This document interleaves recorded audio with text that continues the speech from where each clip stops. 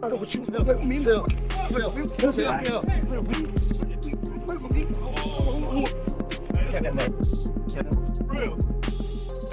was everybody coming together and saying, "Oh, we're gonna watch a freak show.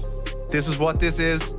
We know what this is. It is absolutely mental. But we're gonna watch here." It's different than because he views Jake Paul as a decent boxer. This is not the first time that someone has come out and said this. We've heard Terrence Bud Crawford come out and say that because of the size difference, Tank won't be able to hurt Jake Paul, and that Jake Paul could probably knock him out with one punch. Floyd Mayweather reportedly stormed the stage during the Jake Paul versus Gervonta Davis press conference, warning Jake in front of everyone. The event quickly turned tense as both sides threw sharp words back and forth. The heated scene showed just how serious the rivalry has become ahead of this highly anticipated showdown.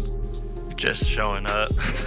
Honestly, I'm gonna knock him out. You know, he has a lot of flaws in his defense, and I'm gonna expose him. You know, look what a 135 Lamont Roach did to him, and it's just gonna be so much fun for me. I'm so glad that God gave me this moment. I'm Gervonta Tank Davis. Many critics have dismissed the Jake Paul versus Gervonta Davis fight as pointless, calling it more of a show than a real contest. But not everyone agrees. Ariel Helwani shared a different view, pointing out that MMA fans often enjoy these kinds of crossover fights because they're fun and unpredictable. Yet when boxing does the same, people criticize it as meaningless. Helwani said this shows a clear double standard. To him, the fight may not reflect traditional boxing, but it still has huge entertainment value. I'm sure it'll be a little bit closer, maybe 200 to 150. How much bigger can Tank get? Why would that be somewhat celebrated in MMA, but in boxing it isn't? Do you know what I mean, Pete? In MMA, like, we sort of love the freak shows, but in boxing they don't. Why do you think that is? What does that say about us in MMA? Well, we're a sick bunch of fucks. There's no doubt about that. But I will say, you agree, right, or no? Yeah. Like, the idea of the MMA freak show is everybody coming together and saying, "Oh, we're gonna watch a freak show. This is what this is. We know what this is. It is absolutely mental. But we're gonna watch here." I think where people get annoyed with Jake is, like, you know, he even got me. You know what I mean? This guy is the greatest outrage farmer of all time. I saw his tweet and I was like, reading it, you know what I mean? And I was like, well, this is exactly what he fucking wants me to do. You know, like, this is every time I'm doing this, he's in the game of getting eyeballs, and this is ridiculous. As long as, like, you know, why do I like an MMA freak show? Why would I watch Eddie Hall in an MMA fight against Dylan Dennis? I'll be like, this is fucking ridiculous, and I have to watch it. That's the way I feel about Jake Paul and Davis. I will watch it. It's ridiculous. You know what I mean?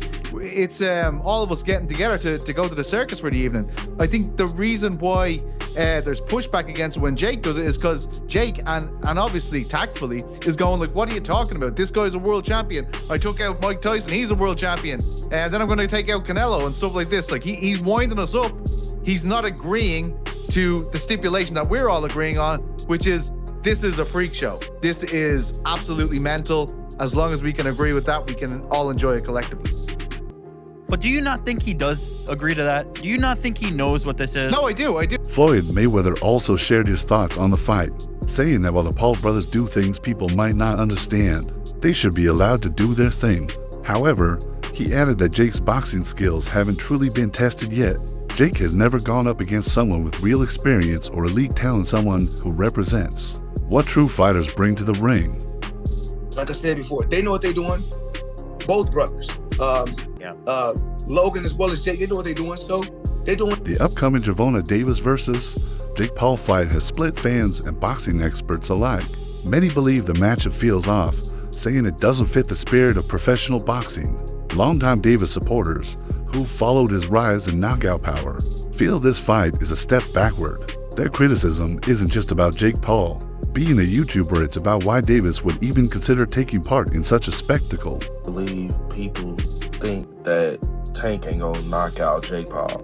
Like, bruh, I'm gonna tell you exactly how it's gonna go. Jake Paul will go in that ring thinking he has the upper hand, he has the reach, he has the weight, and he gonna go in there confident. Yeah, he might stun Tank a little bit, but I'm gonna tell you, he gonna underestimate Tank. That's exactly what's about to happen. He's gonna underestimate him and his size, and he gonna get crushed. I think this right here is what's gonna end Jake Paul's boxing career.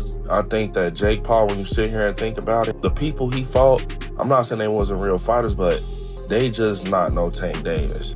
Buddy, I'm telling you, I don't think this is scripted. I think, yes, this is for money, but I think it's like, hey, at your own cost, go in that ring. Y'all know the weight difference. What's gonna happen is what's gonna happen at the end of the day. I think Tank really go, hey, drop him. He ain't gonna understand, Jake Paul ain't gonna understand how, but he's about to see it. And on some real stuff, I think Tank setting Jake Paul up. So I remember when Jake Paul went up against Tyson, he said, you need to fight me. Like, I want to get in the ring with Jake Paul. He disrespected the boxing world by getting in the ring with Tyson and embarrassing him. And you know, Tank really messed with Tyson. I think he setting him up, bro. Mark my words. I think he's like, yeah, come in the ring, but we're going to do a friendly, you know what I'm saying? You know, a match or whatever. We're going to get this money up. He about to embarrass him November 14th. Just because Jake Paul think the boxing world's sweet. He think it's sweet. He think they about to keep taking it easy on him with these fights. All right, I bet you. How much I want to bet? Tank is setting him up. He's gonna literally do him so bad just to make an example out of him. This fight has already sparked plenty of strange and dramatic moments. One came when Shakur Stevenson was dragged into the debate. After reports claimed he had sparred with Jake Paul, fans turned on him, accusing him of supporting a fight they dislike. But Shakur calmly responded, saying the hate doesn't bother him and instead fuels his motivation. His reaction showed his maturity, but it also proved how controversial this matchup is. People seem more caught up in the drama and social media buzz than in the actual fight itself. When Turkey was doing all that, like, I don't want no boring Tom and Jerry fights, he came out with a Tom and Jerry hat. And then he fought in a style that is not sustainable for him. And it's not, again, for me, it's not sustainable because fighting like that, if you do that with the wrong one, you'll lose. If you fight how you fight, okay, it's going to be harder to win. But you're putting your own self on the chopping block, trying to appease the crowd or not be Tom and Jerry. It's not sustainable. And even in the Zepeda fight, he got rocked back with a jab and fell into the ropes like that.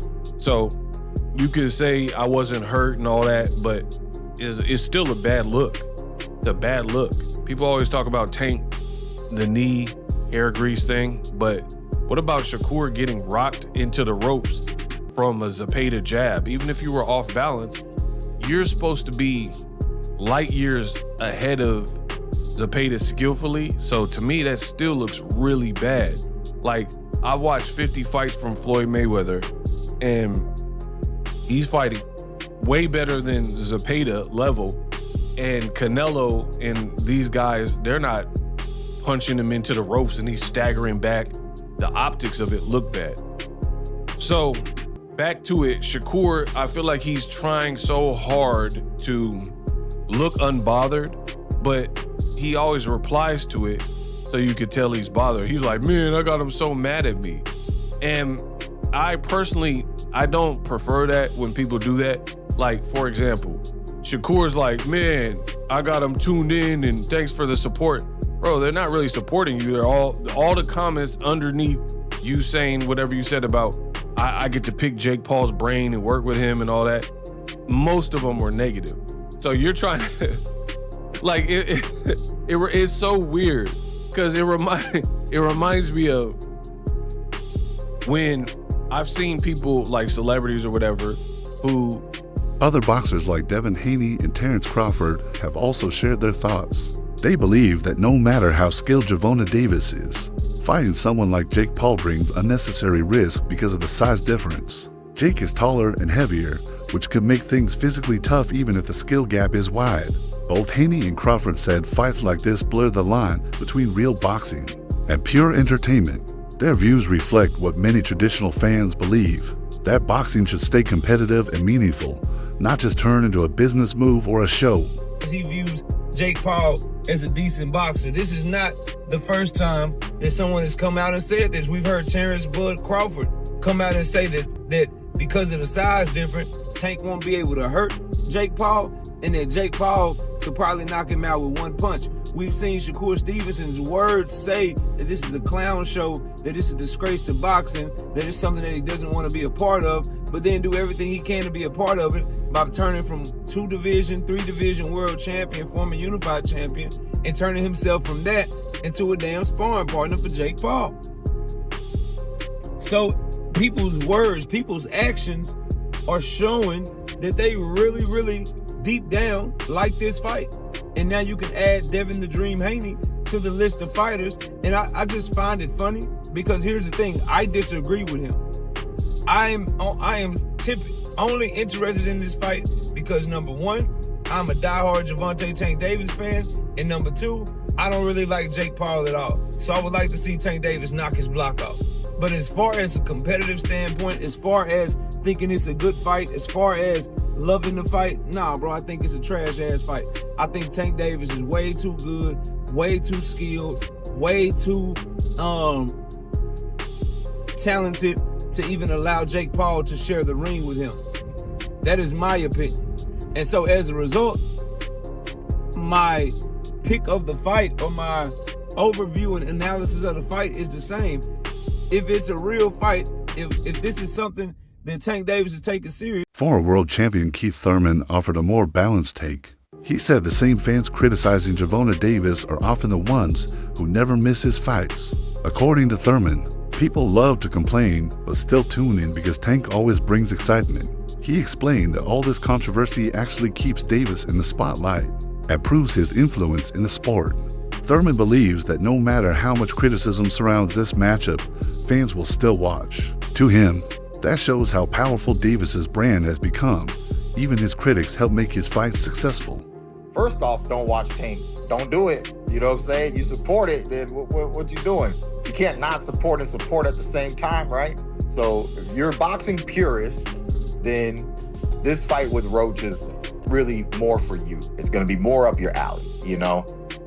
If you just like all entertainment, all fights, all hypes, all everything, then you're going to want to tune in to the Tank and Paul show there, you know, because that's all for entertainment. What does it say? For entertainment purposes only, right? It's just say like somewhere in the small print of the promotion. For entertainment, don't do this at home, kids. You know, fine. Disclaimer. Yeah, disclaimer. For entertainment purposes only, you know? So, you know, it's money-making purposes only, you know? Throughout his career, Gervonta Davis has talked about his respect for real boxing and his goal to build a lasting legacy. Through meaningful fights, he's faced tough opponents and earned big wins that made him one of the best in the lightweight division. That's why many fans are confused by his decision to fight Jake Paul, who's known more for internet fame than boxing skill. To them, this matchup doesn't reflect Davis's true talent or ambitions. Still, Davis doesn't seem bothered by what others think. He appears focused on his own path. Boxing, Tank Davis is. Jake Paul's doing exactly what he's supposed to do. He's a Disney Channel kid, YouTube star turned boxer. Of course, he's gonna make these stupid spectacle matchups. He doesn't care about his career, his legacy, or the sport. Meanwhile, we have Tank Davis, the heir apparent to Floyd Mayweather and Adrian Broner, who has real talent. And if he was actually consistent in the ring and was willing to get in with some of the best fighters in the world, he could be top 3 pound for pound best fighters in the sport. But instead, Tank just wants to hold up his division for 5 years and make a mockery of the sport, especially with this fight. I know Tank Davis multiple times has said he only cares about the money and just wants to make $100 million and go retire off an island somewhere. But that's bad for the sport, especially coming from one of our sport's biggest superstars. Look at guys like Naoya Inoue, Alexander Usyk, Terrence Crawford. Those guys are real fighters, okay? They challenge themselves against the best fighters in the world. And money comes their way too from it. Don't get it twisted. What's crazy is Tank would make just as much money if he fought Shakur, Devin Haney, even Teofimo Lopez. The biggest tragedy of all is the fact that Lamont Roach isn't getting his rematch. He got robbed in that fight with a knockdown. He definitely would have won the split decision, and he would have got his Buster Douglas moment. But he didn't And now he can't even get a rematch because Tank is going to do this. And now Lamont Roach has to fight Pitbull Cruz instead. I used to be such a big Tank Davis fan, but over the last year and a half that I've had this channel, the amount of BS that I've had to report on Tank Davis just like this completely turned me off as a fan of Tank Davis. Jake Paul can do his thing with the influencers, with the MMA fighters, but with Many boxing experts say the Gervonta Davis versus Jake Paul fight doesn't fit traditional boxing standards. It sits somewhere between a real competition and a show designed to grab mainstream attention. In recent years, fights like this have become more common, mixing entertainment with sport. While some fans enjoy the spectacle, others worry it hurts boxing's credibility. What makes this matchup especially unusual is that both Davis and Jake are still active in their careers. Exhibition-style fights usually involve retired boxers or fighters pretty much in their prime. But other than the size mismatch, most people are wondering, why has Tank taken this fight? And those were the first questions targeted to Tank in this presser. Because usually these sorts of bouts are relegated to the latter part of your career. And for most Gervonta Davis supporters, they thought they would get the big fights next, the Shakurs. They didn't think he would be fighting Jake Paul. Although Tank tried to push it off as fans should just be happy watching the sport and hey, haters will be haters, I think that's quite unfair to the people who have been loyal supporters of him and honestly have paid his bills. He tried to compare the level of criticism he gets to the likes of Mayweather, but the difference is with his mentor Floyd, he really did fight a lot of champs in their prime. Has Tank? Well, not really. The most notable fight he's recently had that the people actually wanted was the Ryan Garcia fight, and the only reason he took that fight was because everything was on his terms. And other than the Ryan fight over the last couple years, it's either been people who aren't in his weight division, which he's pulling up, or fighters ranked in the lower half of the top 10 lightweight list. The fights people have truly wanted to see just have never materialized, and simply that's why people criticize him. If the likes of Crawford never fought Spence or Usyk never fought Fury or Joshua, they would have caught the same level of flack. The reason why fighters like them are applauded is because generally they take on whatever challenge is in front of them. Tank instead, his whole career has bobbed and weaved around the most significant challenges that the people actually want to see, unless he blessed with this fight. That's how I look at it, you know. Interesting comment there that they were getting ready for the Roach rematch, and then this fight was, you know, he said they got blessed with this fight, but this fight came through. So the plan was actually to go and rematch Lamont Roach, which is something that I think he should have done. I think they you know, for Tank's legacy, for, you know, just the sanctity of pro boxing when it comes to a world champion and what they do with that world championship belt, I think he should have taken the Lamont Roach rematch. It seems like they were going to, but the obvious reason that everyone I think knows why they didn't is because Netflix and a Jake Paul fight come with a massive bag. Like, there's probably no comparison to what Tank will make to fight Lamont Roach or anybody else compared to Jake Paul. Whether you like that or not, it's the truth. He is a money fight, and so is Tank. And that's why they're going to do a shit ton of viewers on Netflix and why they're going to both make a shit ton of money. So the point I want to take away from that is that they were starting to get their minds and body ready for Lamont Roach, which means that Tank was in somewhat of a serious pre-camp, right? Somewhat of a serious, you know, workout regimen, getting himself in shape. Not that Tank is super out of shape out of camp. I don't know that. But this means that he was mentally preparing for a fight regardless. It's not hopping off the couch Tank, which is not what you want to see, even against Jake Paul, because the least serious you take Jake, and I've said this about everybody that's fought him, the ones that don't take him serious, the ones that say he's a YouTuber and everything else, they end up losing, or they end up looking like, oh, wait a second, this guy was a little better than I thought. They end up either getting taken by surprise or actually sometimes losing because they don't realize that Jake actually takes it serious. So this is good to hear. Just already, right off the rip, they were already doing something. Surprise. So tell me, you know, when did you hear about this? Going back and forth for years, Tank and Jake, they've been going at it for years, and it would have happened sooner, you know what I'm saying? But we have hiccups in life. That's what I call it, hiccups, but they lessons to learn from. But we back on track and we're keeping it moving.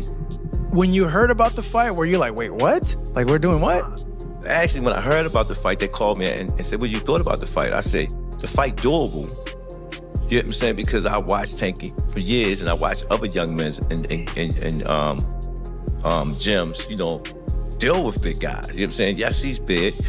To me, it's like Jake having his first open fights. If anybody know about the amateurs going open, then you go pro. So he